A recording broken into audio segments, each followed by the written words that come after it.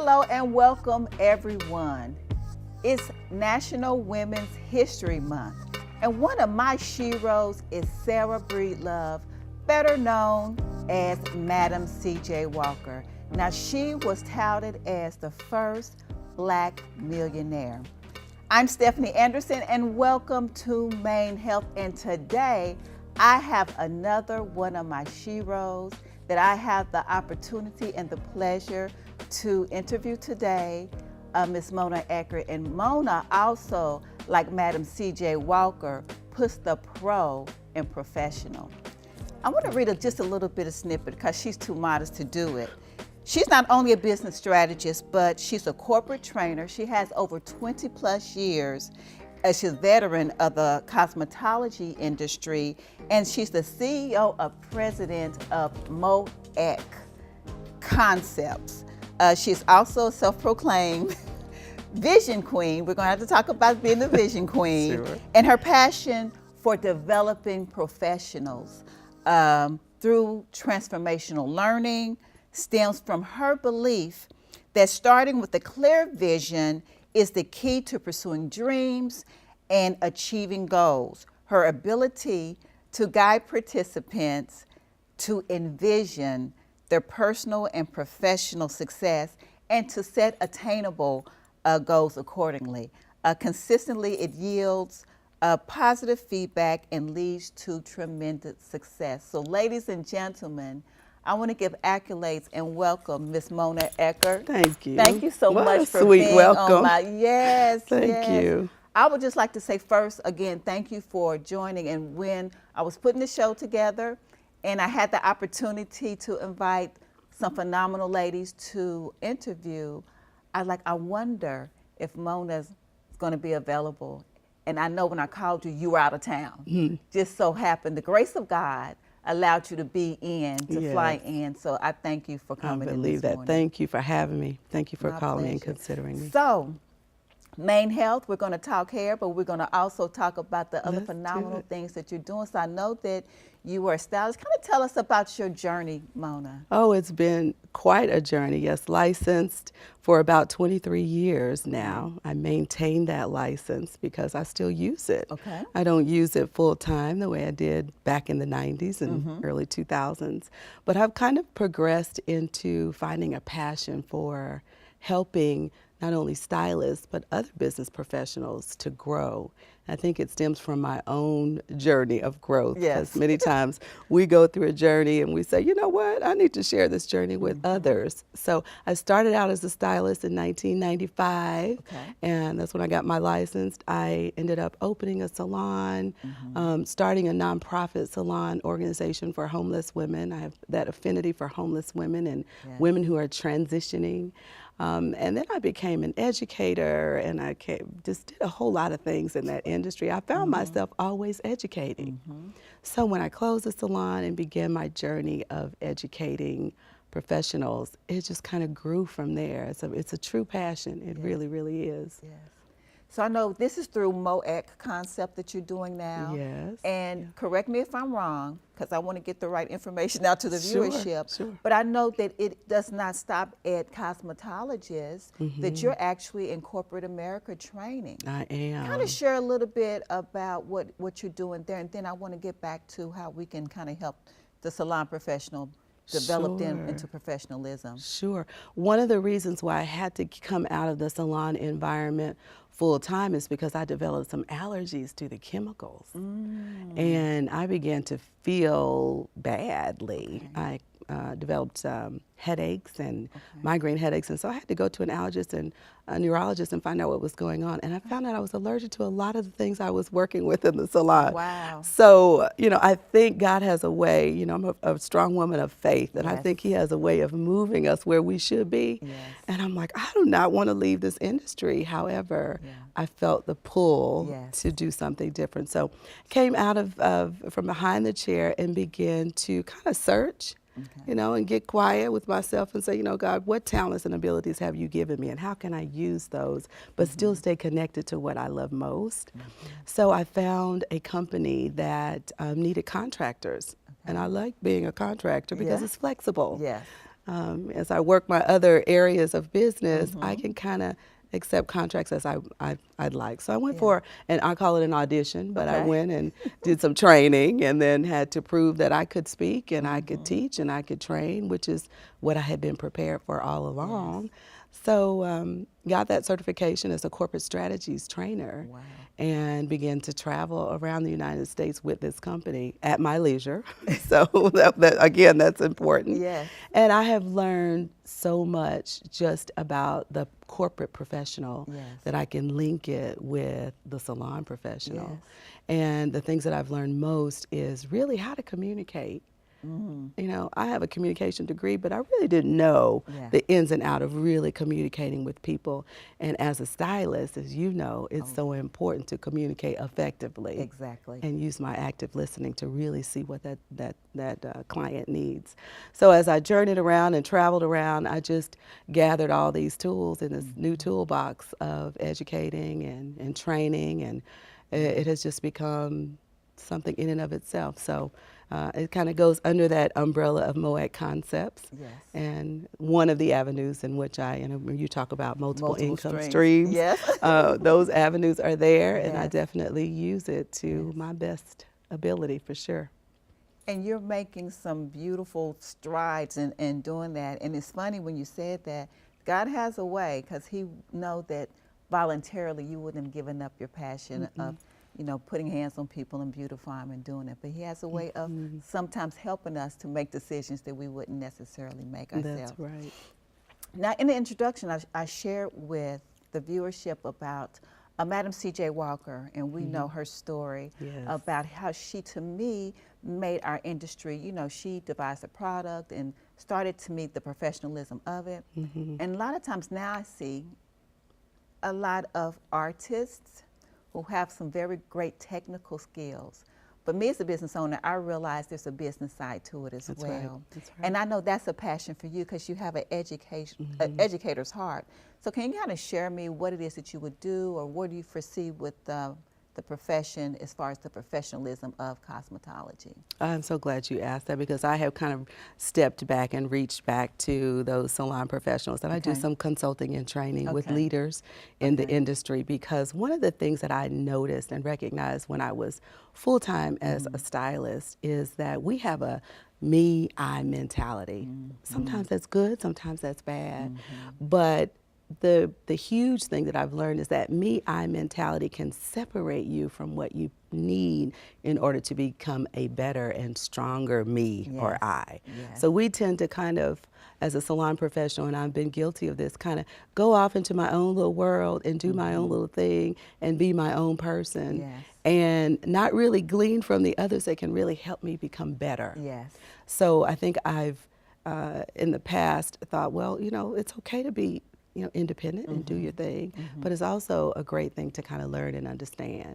And the communication process and the building process as a professional takes time. Yes, it does. And we have to keep reinventing ourselves every chance we get to get better and become better, and bring back that professionalism, and bring back that, you know, that active listening, and bring back that support and comfort to the people who are really essentially paying our bills, right? Our clients that we service. That's right, the clients that we service. In that, wouldn't you agree, especially since you had the benefit of working with corporate and, you know, our segment, the cosmetologists, that the principles are pretty much the same? Most definitely. When you're dealing with business, the technical aspects are going to vary, corporate, cosmetology, but the professionalism, the business aspect, everything is going to be listening. All those skills that you mentioned are going to be the same. That's right. They are definitely the same. And also growing yourself as a business professional. Whether you feel that you have those top technical abilities and you are, you know, the best stylist around, which you should consider yourself as the best if you're going to walk in excellence for sure. You still have to keep growing yourself intrinsically. And you also have to keep growing yourself from a business aspect. It does not stop because you've got the skills. And we all can grow and become better. We just can't. I think sometimes we think the major thing, I've got this technical thing down, I can do anything, I can create anything, I know all the products, I know everything out there. but are you a good listener truly? Yes. Are you the quintessential professional? You know, what can you do to improve? Yes. One real major thing is, does your website match what you say you actually do and perform? That's the first thing I like to find out from professionals. I saw your website, it's amazing. Do you really meet and exceed these expectations? Wow. And that's a really good place to start. It is. It really is.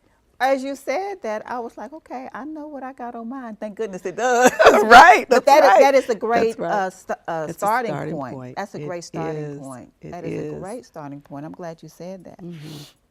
I had some questions for you because for most of us to get to where we are today, regardless in our journey, there had to be someone who maybe motivated us or that we can pinpoint that facilitated us in who we are today. Who would that be for you? I've met many people along the way that have kind of, you know, fed into my life and helped me grow, mentors and such. But if I think about the number one person, it'd probably be my father. Okay. My father, I think, taught me that there are different perspectives to look at, and that one way is not always the right way, and how to deal with people when your perspectives are differing, how to deal with finding common ground. He's always been a great listener for me throughout the years. He's a fabulous storyteller. He's funny, he's grounded, and most of all, he really loves people, like I do. So I think he's been the greatest influence. And of course, as a daughter, you know, your daddy is the first man you ever loved, right? And sometimes you think, okay, everybody's going to be just like my daddy, and it's not necessarily so, but he's giving you some good tools. So I think he's been most influential in my life. A great foundation. Yeah. And then you have to have innately, and part of you, that part that really truly likes people to be able to do. So that's awesome. I think that's right. What advice, Mona, would you give to someone, a stylist or another professional who was considering, you know, starting business, or what avenues or channels would you kind of advise them to pursue? Okay. Well, in the intro, you mentioned the Vision Queen, self-proclaimed. Yes, ma'am. I want to challenge everybody to proclaim something about yourself that you can hold. Doesn't have to be explained, but you know, proclaim that. So what I mean about that when I say Vision Queen, one of my favorite scriptures is write the vision down and make it plain. So that anyone who reads it can go and tell somebody that something is about to happen. So it keeps us accountable for our vision as well. We can't just create it and sit on it. So I would say have a clear vision of what you want. Start with a business plan and a dream. And when you write those things down, no holds barred, dream big.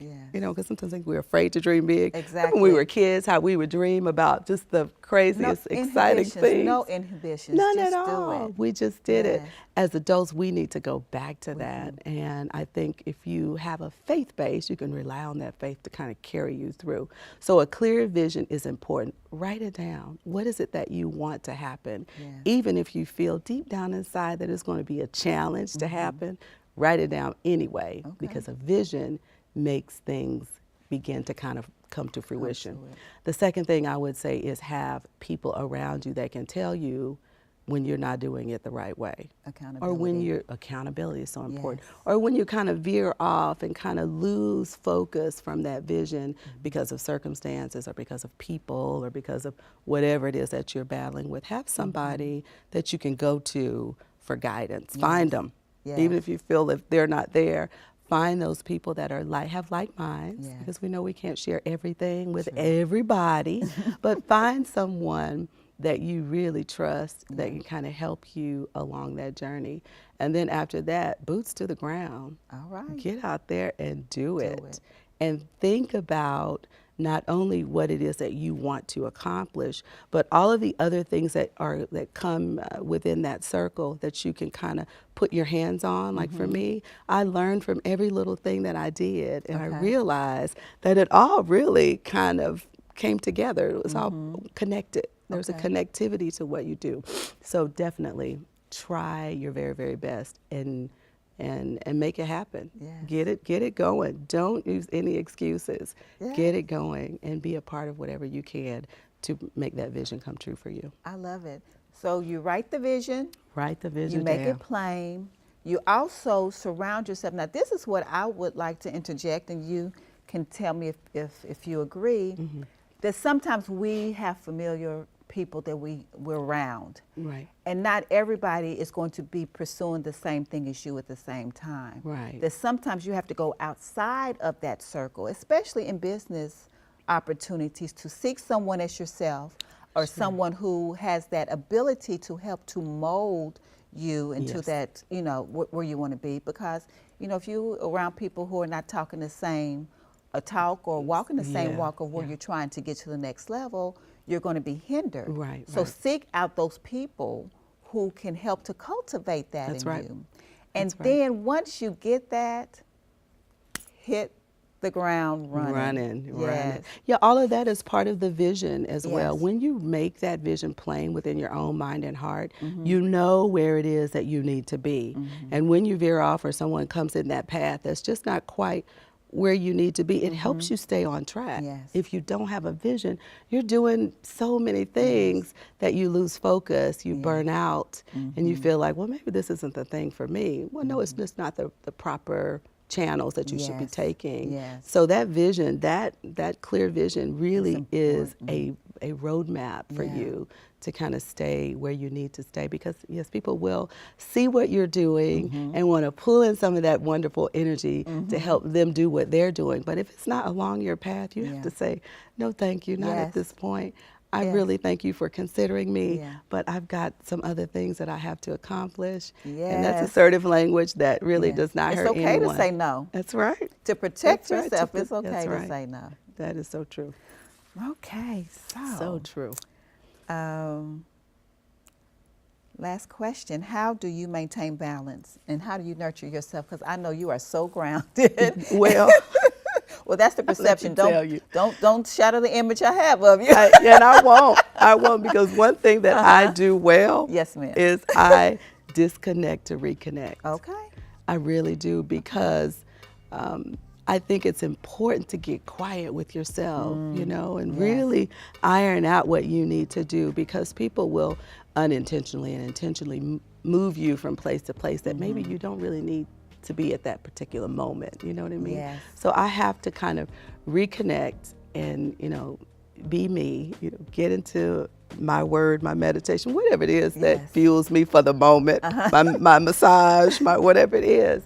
I've found that being selfish sometimes is really selfless, because when you present yourself back into the world, then you are 100% whole for the moment until you have to do it again. And it's important to take those retreats.